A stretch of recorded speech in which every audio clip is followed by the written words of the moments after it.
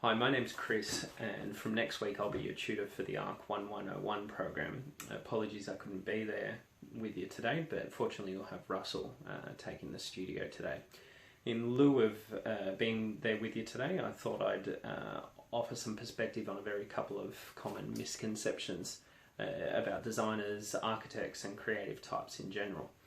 So the first myth is the myth of talent, which goes along the lines, I'm not a creative person, or I'm just not a born creative. To explain why this is wrong, just look at the world of sports, the athletes in the Olympics. You can watch these people at their peak performance, and intuitively you'll understand that there was years and decades of training that went into this performance. But conversely, when we look at people, creative types bursting with ideas, we think, oh, they're so lucky to be born so creative. But here's the big news: they're not born creative. The creativity can be trained, just in the way that you can strengthen your bodies and your muscles. You can train your brain to become more creative. The second myth is the myth of skill, which goes along the lines, I'd like to be an architect, but I don't know how to draw.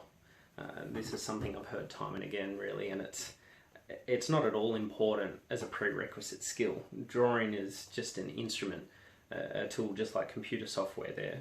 They're instruments to communicate your thoughts and ideas, and you'll learn to use them along your journey. And the longer you use them, the better you'll get at them. So don't be overwhelmed or disheartened if you're not a great drawer. It will come in time. So you might ask, all right, well, if it's not about skill and it's not about talent, then what do I need? Well, I'd say that to begin your journey, you'll just need a curiosity. Ask questions. Try to understand why things are and how they work. There's a phrase that goes, a playful mind is inquisitive and learning is fun. If you indulge your natural curiosity and retain a sense of fun in the new experience, I think you'll find it functions as a sort of shock absorber to the bumpy road ahead. Okay, I'll leave you with that. If you have a look at my blog, you'll find some information about how we can use the blog, as well as some pointers and tips to help you along the way with today's tasks. Next week we can discuss the results of your independent study to be completed in your own time. I'll see you next week.